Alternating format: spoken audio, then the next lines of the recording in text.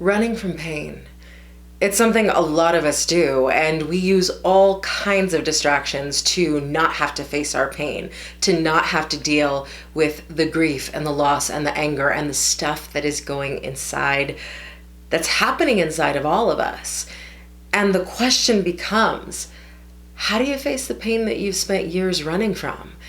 In today's video, I'm going to give you 4 steps that you can use to finally stop running from your pain, to face your pain, to feel your pain, and in fact, to heal it so you can actually and truly move forward with your life.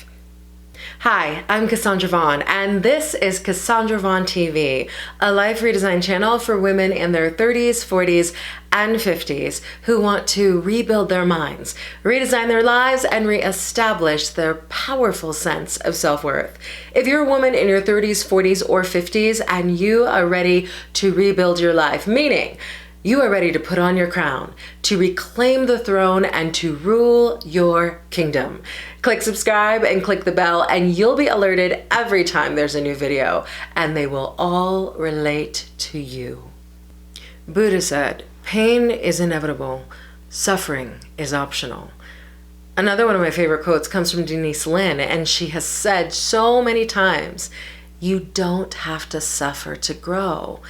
And so often we confuse our pain with the need to suffer when we actually, yes, we're going to feel pain throughout our lives, but we don't have to suffer because of it. And here's the thing, if you've been hiding from your pain, you are actually giving your pain power. And it's time to take the power back. So let's talk about 4 steps that you can take to stop running from your pain. Step number 1 to face the pain that you've been running from is crowd your life. You know, busy is the escape mechanism that so many of us have been using to not have to look at what is hurting us, to not have to look at our pain. And so the first step to facing the pain that you've been running from is to uncrowd your life, literally to get unbusy, to put aside the things that are really just distractions to you actually having to sit and reflect and face the pain that you've been unwilling to face. And so I want you to comment below, and I want you to tell me, what is one thing you're going to do to get unbusy? What is one thing you're going to take off your to-do list? What is one thing you're going to take off your plate? Where are you going to allocate some quiet time to sit with what is hurting you, to sit with your pain? Comment below and tell me, what are you going to do to uncrowd your life? Step number 2 to facing the fear that you've been running from is to get still and present. With mindfulness being a big thing today, we hear this a lot. Be present, be mindful. But what does that actually mean when it comes to facing your pain? And here's what it means. To get still and to be present means you've got to literally learn how to listen to your intuition, how to listen to your inner knowing, how to listen for the messages that pain is trying to send you in order to be your teacher. Like, pain always comes with a lesson. It always comes with a gift. It is trying to tell you something.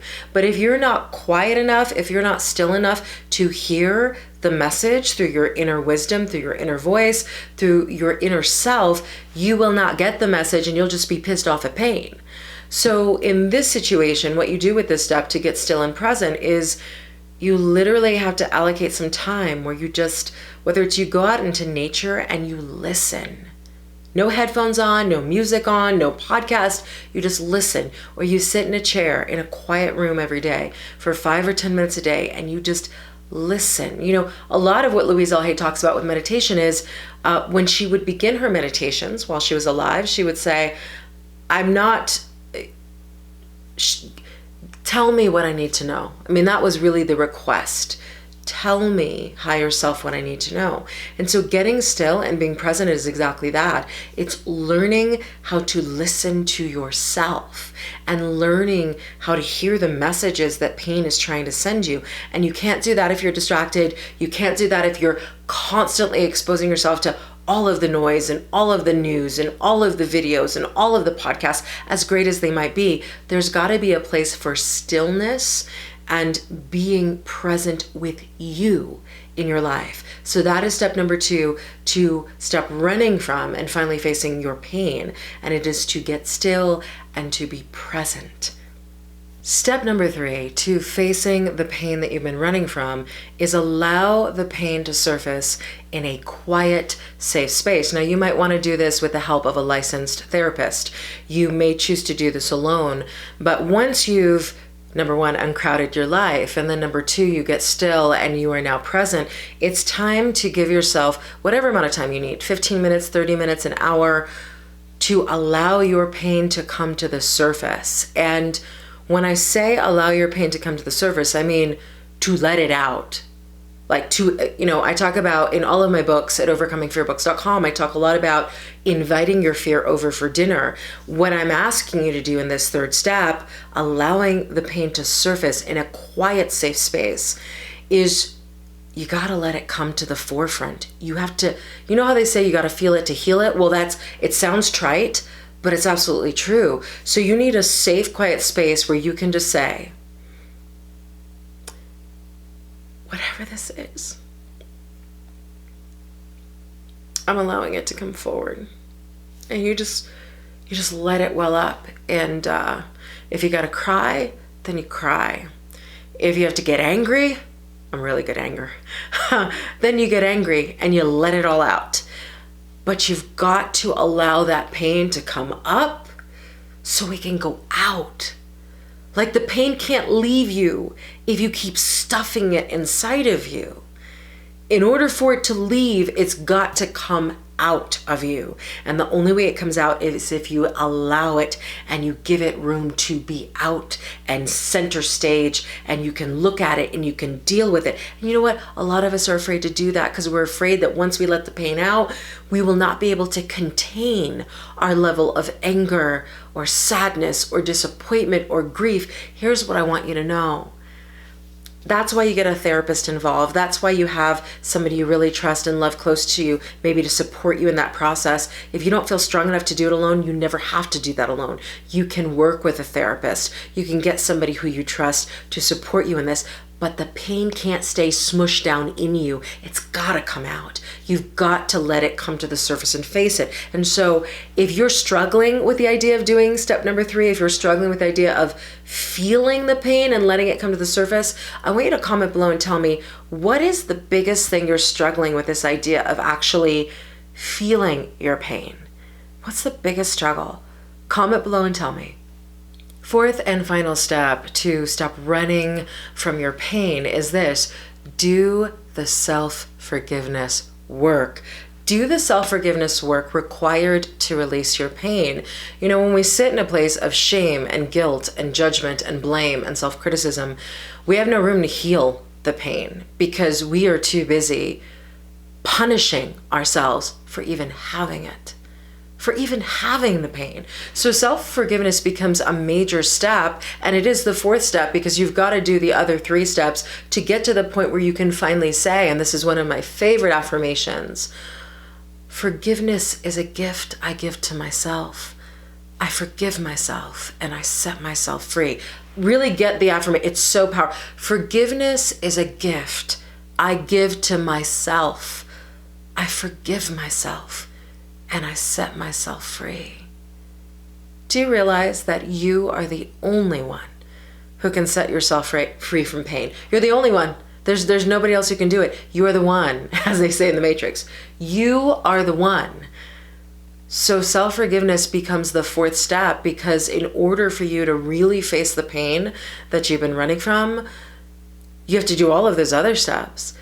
But then, once you've really felt your pain, once you've faced your pain, once you've gotten still and present, once you've uncrowded your life, you've got to do the one thing that you probably haven't done for a very long time. Forgive yourself so you can let it go. Forgive yourself so you can let it go. The mistakes you made at 18 and you're now 48, guess what? That was an 18-year-old making those mistakes. You cannot continue to punish yourself at 48 for 18-year-old mistakes. Yes, they may have sucked, and yes, they may have been bad. And even if they were 38-year-old mistakes at 48, you know what? It's done. So it's time for you to forgive yourself so you can give yourself permission to move on. And the only way you're going to feel and heal that pain is if you stop with the judgment, stop with the blame, stop with the shame, stop with the, I shoulda, coulda. Stop shooting all over yourself and just simply say, you know what? I did the best I could with what I had. I did the best I could, and maybe the best wasn't good enough, and maybe it sucked, and maybe it hurt people in the process. But you know what? It is done. I cannot undo it. So let me sit over here and forgive myself. So at least from now on, I'm not repeating mistakes because I keep hovering these things over my head like this is who I am. That is not who I am. My mistakes are not who I am. The past is not who I am. Who I am is who I choose to be right now, and I choose to be a person who is not bringing pain from the past along with me into the future. And the only way you do that is through self-forgiveness. Once again, I'm going to give you that affirmation. It's from Louise L. Hay. Forgiveness is a gift I give to myself. I forgive myself and I set myself free. Isn't it time that you set yourself free? There you have it, my 4 steps you can take to face the pain that you've been running from. Look, I have tried it, and I'm gonna tell you that trying to deal with your pain by ignoring it does not work.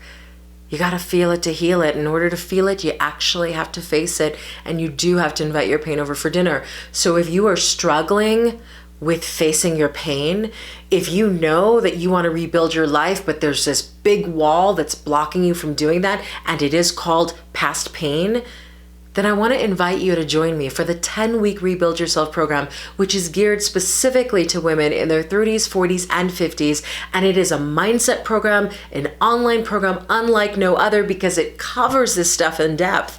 How do you deal with your pain? How do you create your joy? How do you rebuild your mindset so you have the mental capacity and strength to rebuild your life your way? All of that is covered in the 10-week Rebuild Yourself program. And you can learn more about that program at CassandraVaughn.com/programs. Yes, join me for the 10-week Rebuild Yourself program. Go to CassandraVaughn.com/programs. If this video was helpful, please give it a thumbs up and share it with your friends. Thank you for watching, and have an amazing week.